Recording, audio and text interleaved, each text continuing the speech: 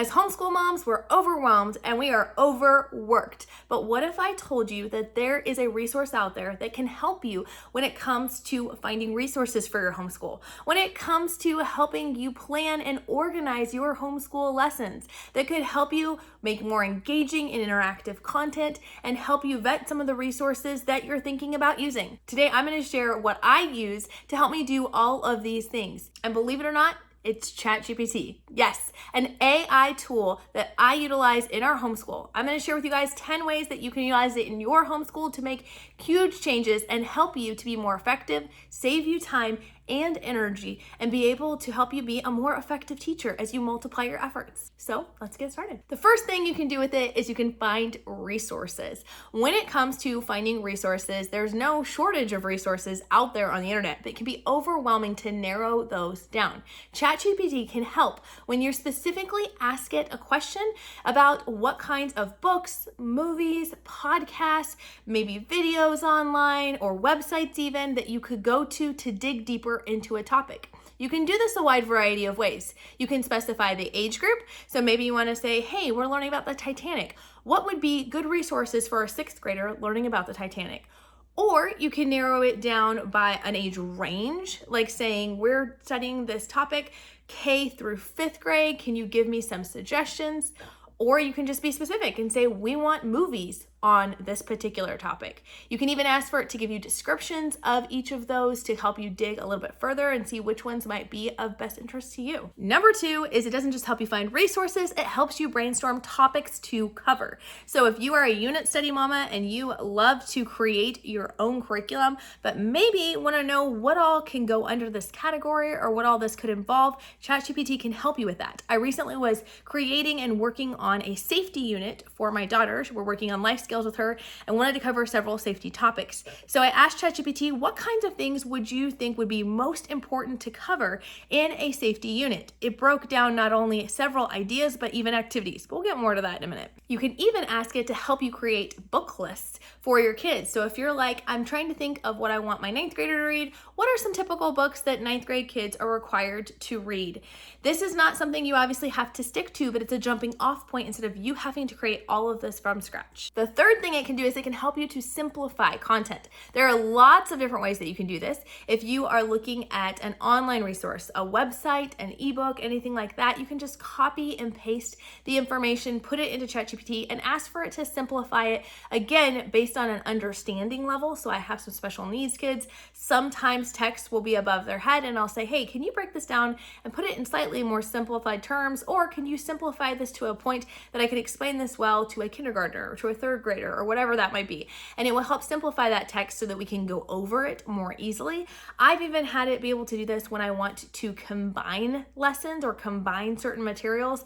And so I will copy and paste several different pieces of content and say, can you kind of summarize this for me so that we can get through the material more easily? The fourth thing that it can do is to help you to create comprehension questions or summaries. So we like to do our read alouds at our home with audiobooks, and typically we do them in the car. So I am very much there and present with my kids so I can hear and we can ask questions and things like that.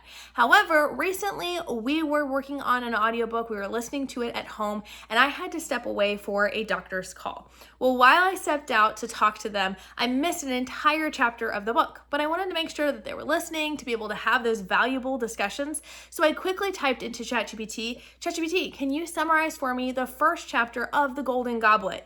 Give me the summary points and a few comprehension questions with answers. It was able to quickly do that without me having to input any of the text, just the title, and then asking for those questions and answers. I was able to get a quick summary of what was going on and check and make sure that they were listening and that they understood. I even was able to ask it for some vocabulary words that we could pull out of that first chapter to go over as well. This is incredibly helpful if you have an avid reader who is constantly reading and you can't possibly read everything they are reading, but you want to check for comprehension. You want to see how they're doing. Maybe you have your children give you oral narrations, but if you've never read the context, you're not sure how accurate that is. You can then compare it to what you see on ChatGPT and it will help give you a fairly good idea. The fifth thing is also helpful if you have avid readers, and that is vetting content. Now, I am in no way, shape, or form saying that if ChatGPT recommends something that mom okays it at all, but I am saying that it can be a helpful tool when it comes to vetting new material. For instance, if a curriculum asks you for a specific book, like for instance, one of our curriculums for high school had recommended that my teenagers, my high schoolers, read Gilgamesh, the Epic of Gilgamesh. And so I had several of you guys on YouTube who were like, hey, you just might want to be aware that there's some content in there. You might be cool with it, but like just a heads up. Well, I didn't have time to sit down and read the entire book amongst all the other things that I am doing in my homeschool, but I wanted to be aware of what that content was. I was able to quickly just type into ChatGPT, hey, I want my kids to look into reading the Epic of Gilgamesh. Could you tell me what kind of objectionable content is in there? And it gave me a list of some ideas of some objectionable content. And then I said, great, now can you give me specific page numbers or sections that I can go see actual examples of this? So it gave me the exact page numbers. I was able to go into the book, read the few sections. I decided that I was okay with my high schoolers because of their age going through this, but I also knew at what points in the book, once they got to that point, I wanted to have a discussion, and we kind of had a back and forth about that.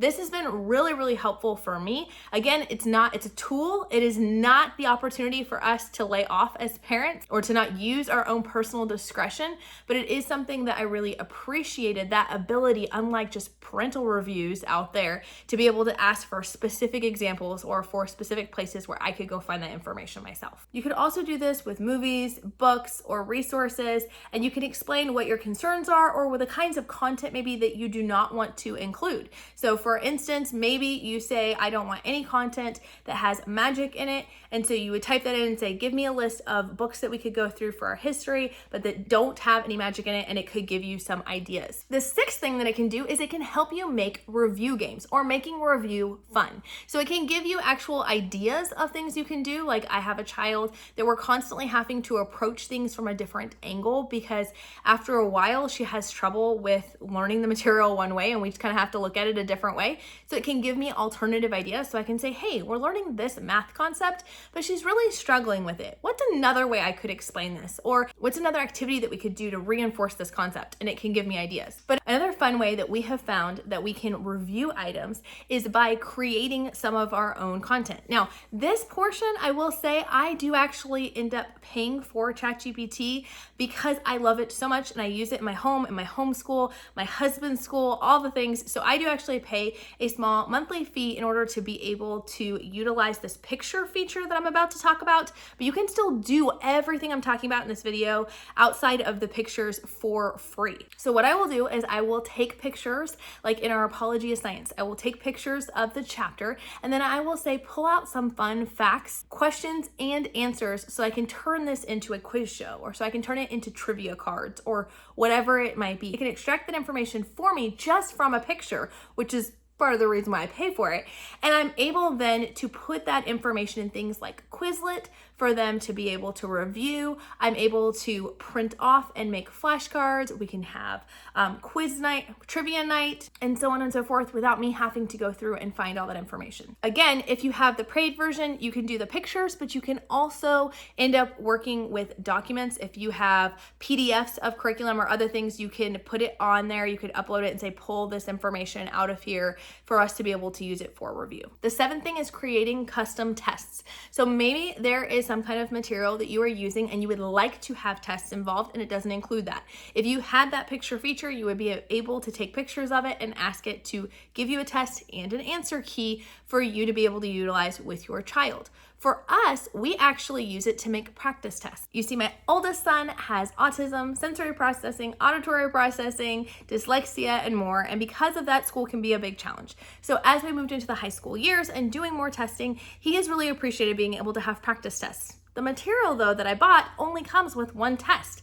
So what I've done is I've taken pictures of those tests and I've asked ChatGPT to rearrange the questions or reword it. Basically take the exact same content that is in the test, but give me a completely different test.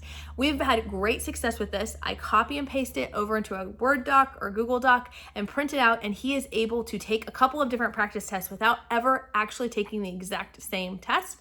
And it's been able to help him build his confidence and practice to be able to learn things things better. Number 8 is making study guides. So this is actually something we've utilized with my husband, who is going back to school. He is going back to college and working full time, but this is something that would be very helpful if you have kids taking co-op classes or any external classes at all.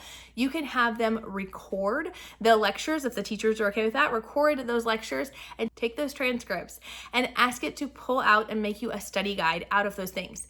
My husband's professor in particular really loves to use different terminologies during his class, like make sure to know this or take special note. So I put those phrases in ChatGPT and said, hey, when the professor says these words, put a star next to it or put some kind of icon next to it so that he'll know that that will most likely be on the test. Then he's able to use that study guide to help him to be able to practice and work on things for the test. Number 9, it can help you with examples, illustrations, or in some cases, even sample case studies. So my kids are working on logic and learning about logic. I can have it give me some examples of ad hominems. Or if I wanted to, I could even create kind of a challenge for them and say, give me 3 ad hominems and one that's not, and have them identify that specific one. It can give me all of those examples for me. It also can give illustrations if you're maybe talking about a Bible concept. Maybe you're talking about doing a Bible study on what to do when you're fighting with siblings. It can come up with different scenarios for you that you could read off to your kids and ask, what would you do in this situation? Or what would be a good verse to use in this situation? Things like that. So it can be a great tool when it comes to coming up with those illustrations and examples. The 10th and final thing that you can do with it, and probably my personal favorite, is you can use it to help you organize your lesson plans. So for our homeschool co-op, I pull together different resources to make lessons, and I can actually tell ChatGPT, here's the age range of kids I'm working with, here's a couple of activities, which one would be best to do all together as a group versus splitting off into smaller groups. I can ask it to give me a supply list based on the activities that I am planning, and can even help me to organize what would be the best flow for this lesson, or how long do you think this activity would take. This has been a huge help in our homeschool. If you want to learn more about a few other ways you can use ChatGPT, as well as a few words of warning when it comes to using AI in your homeschool, be sure to check out this video here.